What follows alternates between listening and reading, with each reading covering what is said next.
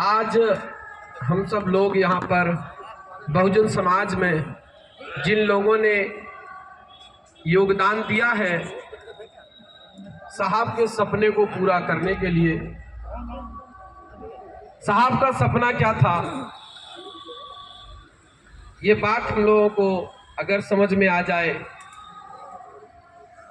तो जो लोग आज बुलाए गए हैं सम्मान के लिए, उन लोगों को एक और बड़ी जिम्मेदारी मिल जाएगी आज कि साहब के कारवा को बढ़ाने में जब हमने सहयोग किया तो हमको सम्मान मिल रहा है। अगर साहब के कारवा का हम नेतृत्व करने लगे तो क्या मिलेगा, इससे प्रेरणा हमारे समाज को और बेहतर मिल सकती है। तो सबसे पहले मेरा ये समाज बहुत ही भोला भाला समाज है, ये कहा जाए, या फिर साहब के शब्दों में कहें तो बातें कड़वी होती है, चुभती है। चूंकि मैं पेशे से एक चिकित्सक हूं और चिकित्सक का काम होता है सबसे पहले बीमारी डायग्नोस करना।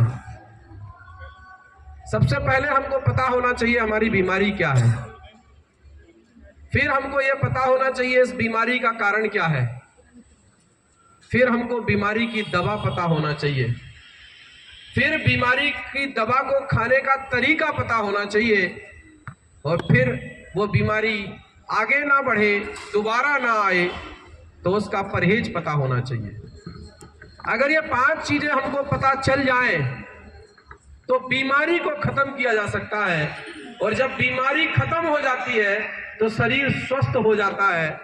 यही स्वस्थ शरीर की पहचान है, यही परिभाषा है। बीमारी रहित शरीर है तो स्वस्थ है, और अगर कोई बीमारी है तो वो स्वस्थ नहीं है। हमारे जितने भी महापुरुष पैदा हुए ये सभी बीमार पैदा हुए,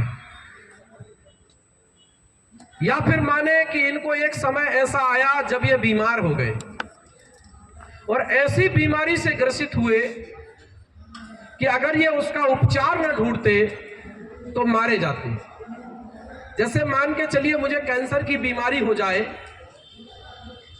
तो मैं कैंसर का उपचार खोजूंगा ही खोजूंगा अगर मुझे जीना है तो।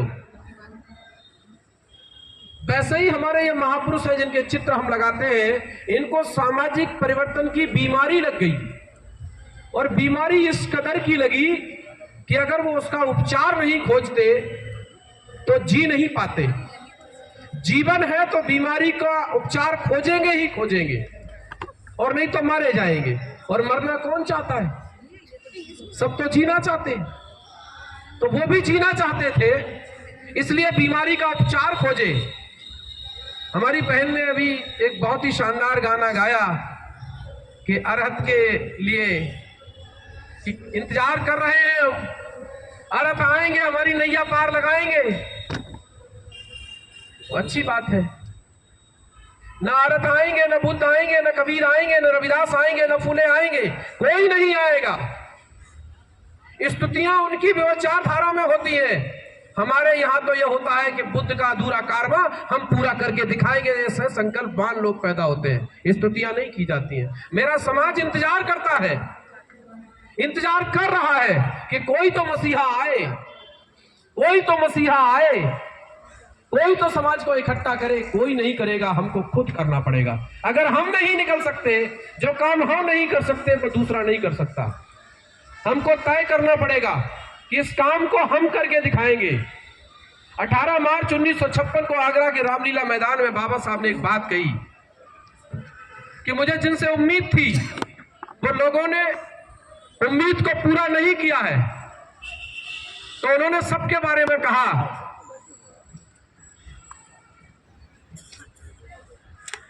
और एक अंतिम बात कही। चूंकि यहाँ पर वक्ता काफी होंगे, मैं ज्यादा समय नहीं लूंगा, 5 से 7 मिनट में ही अपनी बात खत्म करूंगा, 10 मिनट के भीतर। उन्होंने कहा कि मेरी स्थिति इस विशाल तंबू में बंबू के समान है, मेरा स्वास्थ्य ठीक नहीं रहता, मैं बूढ़ा हो चला हूं, मैं पता नहीं इस दुनिया से कब चला जाऊंगा। मुझे पूरे देश में कोई एक ऐसा नौजवान नहीं मिल रहा है जो इन करोड़ों असहाय लोगों के हितों की रक्षा करने के लिए आगे आ जाए और मेरी तरह अपना पूरा जीवन इस समाज के लिए समर्पित कर दे, तो मैं चैन से मर सकूंगा। ऐसा नौजवान बाबा साहब भीमराव अंबेडकर को पूरे जीवन काल में नहीं मिला और वो इस दुनिया से चले गए। उसके बाद एक और व्यक्ति पैदा हुआ सामान्य तरीके से। पहली बात तो हमको ये बात बहन जी ने कहा कि जो बाबा साहब कर गए वो कोई कर नहीं सकता। माननीय मेरी बड़ी बहन, मैं निवेदन करता हूं दोबारा ये गाना कभी मत गाना। जो बाबा साहब करके गए हैं वो हम करके दिखाएंगे, यही हमारा जुनून होना चाहिए। कोई नहीं कर सकता तो मतलब जो बाबा साहब कर गए हैं वो कभी होगा ही नहीं। अब थिंकिंग को पॉजिटिव रखना है। बाबा साहब जहां तक करके गए हैं ये हमारे लायक बेटों की जिम्मेदारी है कि हम उस कारवां को आगे लेकर जाएं और बाबा साहब से और एक कदम आगे बढ़कर जाएं, तभी तो खोज होती है। अगर खोज लालटेन पर रुक जाती तो ट्यूबलाइट नहीं आती, अगर ट्यूबलाइट पर रुक जाती तो एलईडी नहीं आती। अब तो और नई टेक्नोलॉजी आने लगी है। तो अगर हमको अपने महापुरुषों के कारवां को आगे बढ़ाना है तो समाज में एक चेतना पैदा करनी है। ये जो महापुरुषों को हमने इतनी ऊंचाई दे दी है कि हम अगर देखते हैं तो हमारी सिर की पगड़ी नीचे गिर जाती है। पहले उनको नीचे लाओ जमीन पर। अगर आपने महापुरुषों को भगवान बनाकर पेश कर दिया तो भगवान पैदा नहीं होते, अवतार लेते हैं। और अवतार की थ्योरी हमारी नहीं है। हमारे यहाँ पर लोग सामान्य रूप से पैदा होते हैं, सामान्य रूप से संघर्ष करते हैं और संघर्ष करते हुए उस मुकाम को हासिल करते हैं। ये प्रेरणा हमको आने वाली पीढ़ियों में देनी है कि हर घर में अंबेडकर पैदा हो सकता है, लेकिन उसके लिए अंबेडकर जैसा त्याग चाहिए, अंबेडकर जैसा बलिदान चाहिए, उनके जैसा संघर्ष चाहिए। हर घर में फुले पैदा हो सकता है, हर घर में कांसीराम पैदा हो सकता है, हर घर में कबीर पैदा हो सकता है, लेकिन कबीर को पैदा होने के लिए कबीर का एक दोहा है, बहुत ही शानदार है। कबीर कहते हैं कि कामी क्रोधी लालची, बड़ा गौर करना, बहुत खतरनाक दोहा है। ये काम क्यों नहीं बन रहा है इसी में छुपा है। कामी क्रोधी लालची, इनसे भक्ति ना होए और भक्ति करे कोई सूरमा, जाति वर्ण कुल खोए। भक्ति का मतलब ये नहीं था कि किसी भगवान के पीछे लग जाओ और जप नाम करने लगो, नहीं। भक्ति का मार्ग था जो कबीर का, वो था मानव कल्याण के दुखों का विनाश करना। ये भक्ति थी उनकी कि मनुष्य के जितने भी दुख हैं उन दुखों को दूर करना, ये भक्ति का मार्ग था उनका। लेकिन अलग प्रकार से पेश कर दिया। और वो कहते हैं कि कौन कर सकता है ऐसा, तो उसके लिए उन्होंने कहा कि कामी क्रोधी लालची, यानी जो काम में, क्रोध में और लालच में फंसे हुए लोग हैं, उनसे ये काम होने वाला नहीं है। ये काम कौन कर सकता है? वो कहते हैं ये काम करेगा कोई सूरमा। जो क्या कर सकता है? जो अपनी जाति को खोने के लिए तैयार हो जाए, अपने वर्ण को खोने के लिए तैयार हो जाए और अपने कुल को, यानी कि अपने परिवार को खोने के लिए तैयार हो जाए, ऐसा कोई सूरमा होगा वो ये काम कर सकता है। पानी पिलवाना भैया। ऐसा कोई व्यक्ति ये काम कर सकता है। तो बाबा साहब भीमराव अंबेडकर क्या कहते हैं कि कोई भी ऐसा नौजवान मुझे नहीं नजर आ रहा है जो इन करोड़ों हितों की रक्षा के लिए अपना सर्वस्व लगाने के लिए तैयार हो जाए। और बाबा साहब दुनिया से चले गए। एक और व्यक्ति सामान्य तरीके से पैदा हुआ पंजाब की धरती से। बूंगा साहिब गांव में उसका जन्म हुआ, ख्वासपुर का उनके पिता का निवास था। वहां पर वो व्यक्ति पैदा होता है, पूना में नौकरी करता है और नौकरी करते करते उनको कोई इशारा कर देता है, कोई पिंच कर देता है। घटनाएं घटित होती हैं, वो नहीं होती तो कोई और होती, लेकिन वो जो करके गए हैं वो फिर भी करके जाते। तो क्या होता है,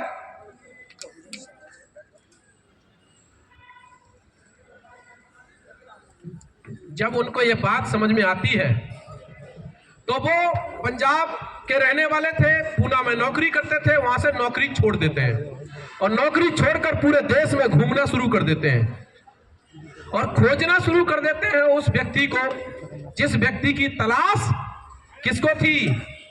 बाबा साहब भीमराव अंबेडकर को थी कि कोई ऐसा व्यक्ति मिल जाए जो अपना सर्वस्व इस समाज के लिए लगा दे तो ये बिगड़ी बात बन सकती है। वो खोजते रहे, खोजते रहे, खोजते रहे, पूरे देश में घूमे, उनको कोई ऐसा नजर नहीं आया। तो फिर उन्होंने चिंतन किया कि बाबा साहब भीमराव अंबेडकर कह रहे थे कि मैं इस विशाल तंबू में बंबू के समान हूं, मैं जब नहीं रहूंगा तो यह बंबू गिर जाएगा, क्योंकि तंबू खिंच जाएगा तो बंबू गिर जाएगा। तो कांसीराम जी कहते थे जब तक उनको कोई मिला नहीं था तो तंबू तना कैसे था। तो उनके समझ में आ गई बात कि तंबू इसलिए तना था कि उसका बंबू बाबा साहब भीमराव अंबेडकर खुद बने थे। बस यही बात उनके दिमाग में क्लिक कर जाती है, तो जो पुराने साथी है वो जानते हैं कि वो सूरमा बन जाते हैं। फिर कांसीराम जी क्या बन जाते हैं? वो सूरमा बन जाते हैं, जिस सूरमा की बात कबीर कह रहे हैं, जिस सूरमा की बात बुद्ध ने कही कि संघ का वही सदस्य बन सकता है जो 2 गुण धारण करेगा। पहला गुण होगा कि वो परिव्राजक होगा, और दूसरा गुण होगा कि वो संपत्ति नहीं रखेगा, और तीसरा जब संघ में शामिल होगा तो उसको सीलों का पालन करना ही पड़ेगा। तो वो सूरमा बनते हैं कांसीराम। कौन सा सूरमा? जो कबीर और बुद्ध चाह रहे हैं। कैसा सूरमा बनते हैं? 5 संकल्प करते हैं जीवन में। घर नहीं जाऊंगा, शादी नहीं करूंगा, संपत्ति नहीं रखूंगा, और परिवार के किसी भी सदस्य को इसमें शामिल नहीं करूंगा, और परिवार में नहीं जाऊंगा। और 5वां संकल्प लेते हैं तो करूंगा क्या?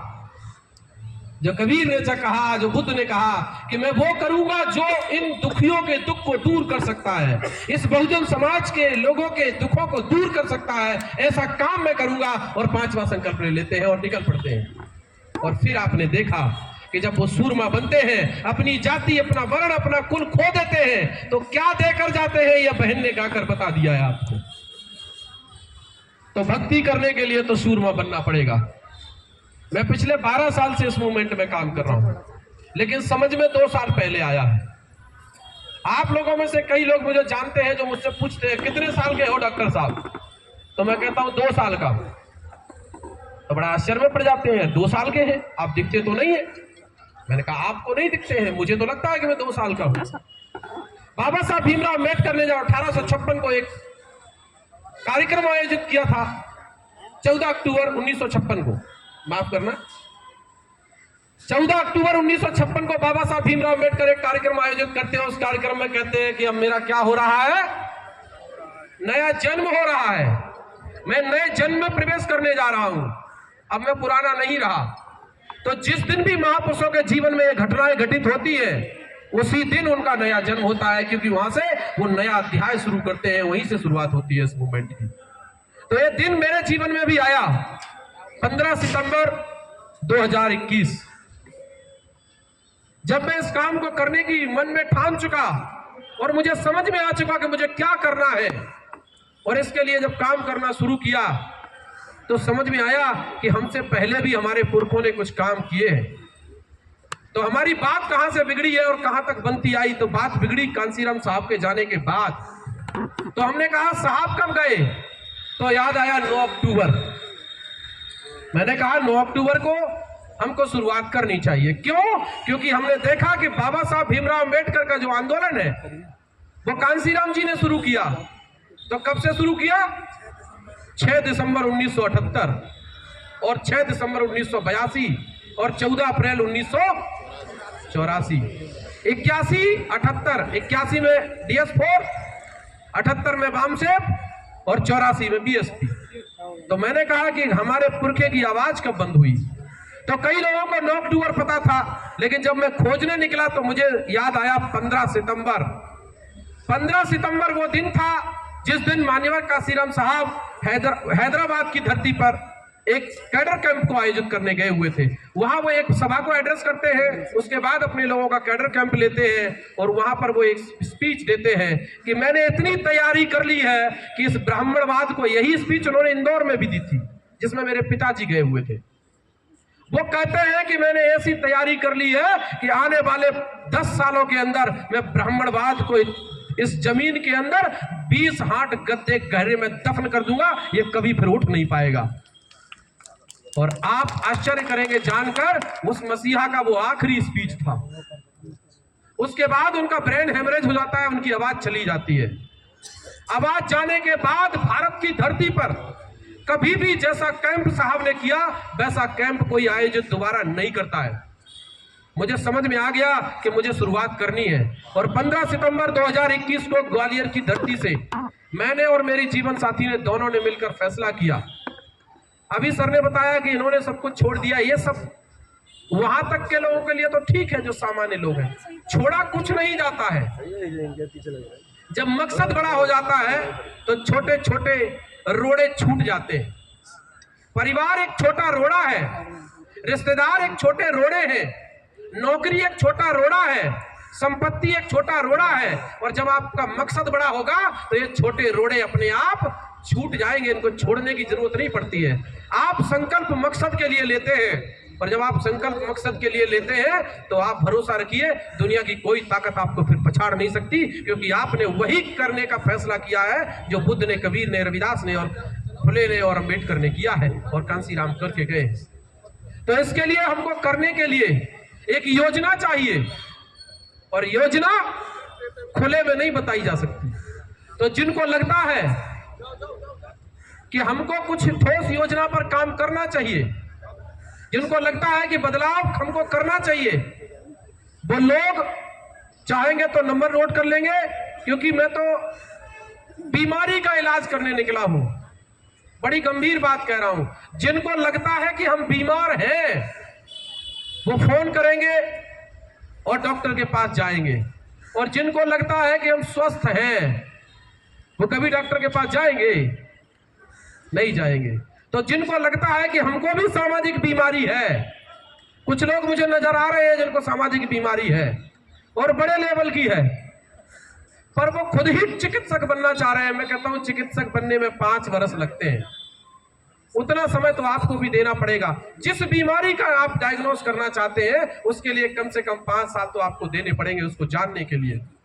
तो एक आप आईएएस बेहतर हो सकते हैं, एक आईपीएस बेहतर हो सकते हैं, लेकिन सामाजिक परिवर्तन की बीमारी का अगर डॉक्टर बनना है तो पहले सामाजिक परिवर्तन को आपको समझना होगा, और समझ जाएंगे तो आप उसका इलाज भी खोज लेंगे।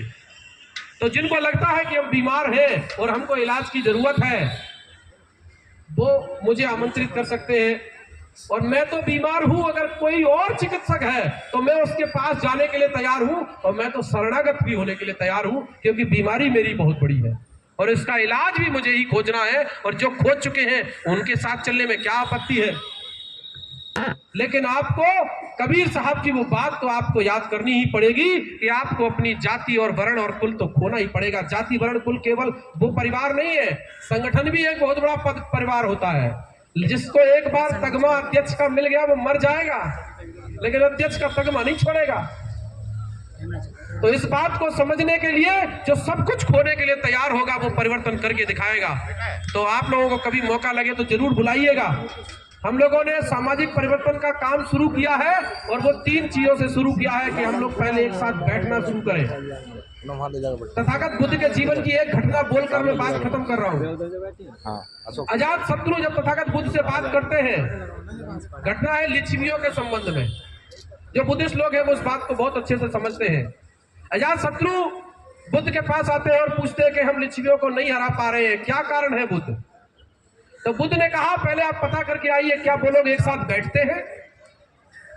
तो वो पता करवाते हैं तो पता चलता है कि हाँ बुद्ध वो एक साथ बैठते हैं। तो वो कहते हैं कि एक और बात पता करवाइए, क्या वो एक साथ भोजन करते हैं? तो वो पता करवाते हैं, वो कहते हैं हाँ बुद्ध वो एक साथ भोजन भी करते हैं। तो बुद्ध कहते हैं तीसरी बात भी पता करवाइए, क्या वो एक साथ अपने समारोह करते हैं? तो वो पता चल करवाते हैं तो उनको पता चल जाता है कि हाँ वो एक साथ समारोह भी करते हैं। बुद्ध कहते हैं तुम नहीं हरा सकते। जो समाज एक साथ बैठता है, एक साथ भोजन करता है और एक साथ अपने समारोह करता है, उस समाज को कोई दुनिया की ताकत हरा नहीं सकती है। और ब्राह्मणवादी व्यवस्था ने, जिसको कांसीराम जी ये पेन दिखाकर बता रहे हैं, इसने हमारे तीनों काम रोके हुए हैं।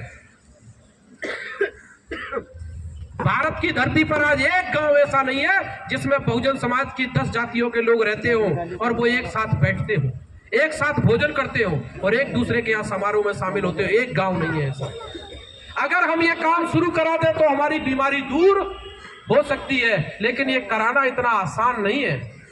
इसको कराने के लिए आपके पास ठोस योजना होनी चाहिए, और वो योजना को इम्प्लीमेंट करने के लिए आपके पास हार्डकोर कैडर होना चाहिए, और उसको तैयार किया जाता है। और तैयार करने के लिए पहले खुद तैयार होना पड़ता है। जब हम खुद तैयार हो जाएंगे तो हम इसको तैयार भी कर लेंगे। मैं इन्हीं शब्दों के साथ अपनी वाणी को विराम देता हूं। हमने एक काम शुरू किया हुआ है, अगर सीखने के लायक होगा तो सिखाने के लिए बुलाइए, और अगर सीखना चाहते हैं तो बुलाइए। अच्छा, नंबर, चलिए मैं नंबर बोल देता हूं, जिन साथियों को चाहिए वो नोट कर लें। मेरा नंबर है 7999 082 149, 7999 082 149। और मैं उम्मीद करता हूं कि जो बीमार लोग हैं वो या तो मेरी बीमारी दूर करेंगे, या फिर जो खुद बीमार हैं वो अपनी बीमारी का इलाज हमसे लेंगे या हमारा इलाज करेंगे। मुझे पूरा भरोसा है तो ये काम जरूर आगे बढ़ेगा। जय भीम, जय भारत, जय बहुजन समाज, जय संविधान, जय कांसीराम साहब।